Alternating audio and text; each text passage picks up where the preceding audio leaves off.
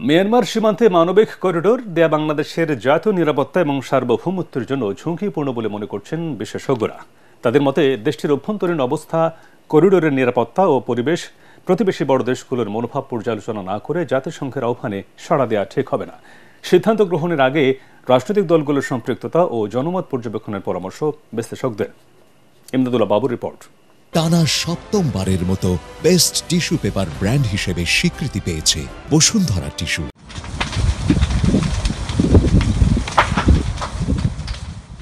বাংলাদেশের কক্সবাজার ঘেঁষে মিয়ানমারের আরাকান প্রদেশ। ভূরাজনৈতিক কারণে চীন ও ভারত দুই পরাশক্তির কাছে এই প্রদেশ গুরুত্বপূর্ণ। তবে প্রদেশটির নিয়ন্ত্রণ এখন বিদ্রোহী আরাকান আর্মির হাতে। তাদের প্রতিরোধে এখানে ঢুকতে পারে না মিয়ানমারের সামরিক বাহিনী তাতমাদাও। বিরোধপূর্ণ এই এলাকায় যেতে পারে না জাতিসংঘ।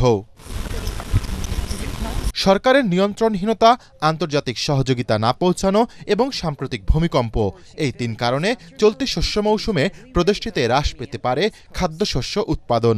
ফলে সেখানে হতে পারে দুর্ভিক্ষ, মানবিক বিপর্যয়। তাই আরাকানে খাদ্য সহায়তা পৌঁছাতে বাংলাদেশের ভূমি ব্যবহার করতে চায় জাতিসংঘ।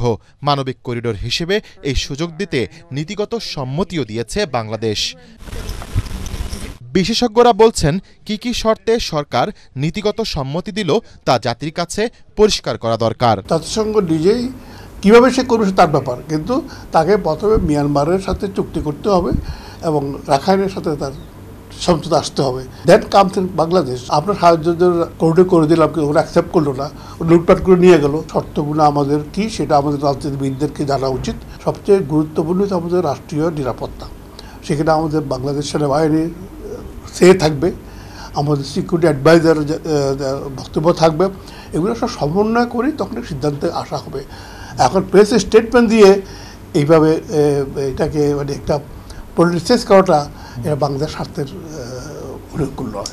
জাতিসংঘের কোনো রেজুলেশন আমরা দেখিনি, কোনো ডকুমেন্ট নেই, কিসের ভিত্তিতে করা হচ্ছে সেটাও আমরা জানি না। জাতিসংঘ অনেক অন্য দেশও আছে, সে ভারতের মাধ্যমে দিচ্ছে না কেন, বা সে থাইল্যান্ডের মাধ্যমে দিচ্ছে না কেন, চীনের মাধ্যমে দিচ্ছে না কেন? যদি দিতেই হয় তার এই যে বাংলাদেশের মাধ্যমে, যেখানে বাংলাদেশ একটা ইন্টারিম সরকার, তারপরে আমরা কি বলাই হচ্ছে যে না জাতিসংঘ রোহিঙ্গাদের আর সাহায্য করতে পারছে না সেইভাবে। এবং এর সাথে রোহিঙ্গার যে আইডেন্টিটি, রোহিঙ্গার যে ফেরত যাওয়া, সেটা আছে কিনা এবং সেগুলো লিখিত আছে কিনা, এইগুলো যদি মানে পরিষ্কার না হয় তাহলে আমার মনে হয় না যে এই ধরনের একটা বিষয়ের মধ্যে বাংলাদেশের ঢোকা ঠিক হবে। আন্তর্জাতিক আইন কানুন অনুসরণ না করে করিডোর করা হলে বাংলাদেশের সার্বভৌমত্বের ওপর আঘাত আসারও শঙ্কা তাদের। প্রচণ্ড একটা ডেঞ্জারাস ব্যাপার। কারণ হচ্ছে যে একটা হলো যে আমরা যদি ওই ধরনের অন্য একটা দেশের সার্বভৌমত্ব যদি লঙ্ঘন করি, কেন এটা তো অন্য দেশের সার্বভৌমত্ব, যতক্ষণ তাতমাদ আরাকান আর্মি ইয়াস না বলে ততক্ষণ কিন্তু এটা আমি অন্য দেশের সার্বভৌমত্ব লঙ্ঘন করছি। অন্য দেশের সার্বভৌমত্ব যদি আমি লঙ্ঘন করি, সবসময় মনে রাখতে হবে ইতিহাস তাই বলে অন্য দেশও আমার সার্বভৌমত্ব লঙ্ঘন করবে, আজকে না হয় কালকে। বাংলাদেশের যে বর্ডারে যেই নার্কো ট্রেডের কথা বলে বা নার্কো টেরিজম, আমরা সেটাকেই থামাতে পারছি না। তো এখানে যদি এরকম হয়, আরও তো জটিল জিনিসপত্র আসা শুরু করবে, সেগুলো থামাবে কেমন করে? আমার লিখিত কিছু পাওয়ার, তাই না? এখন কথা হচ্ছে সেই এটা দরকার আরাকান আর্মির সাথে যেভাবে দরকার, আমার একইভাবে মিয়ানমার সরকারের সাথে আমার একটা লিখিত চুক্তি থাকা দরকার।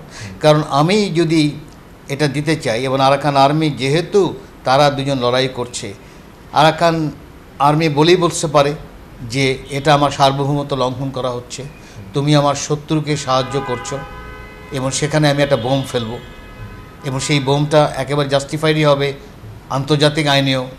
কথা বলছি যে একটা এনিমিকে আরও এম্পাওয়ার করা হচ্ছে, তখন জাতিসংঘকে দায়িত্ব নেবে কিনা? ওখানেও মনে রাখতে হবে জাতিসংঘের জেনারেল অ্যাসেম্বলি রেজলিউশনের প্রয়োজন, একইভাবে সিকিউরিটি কাউন্সিল রেজলিউশনের প্রয়োজন।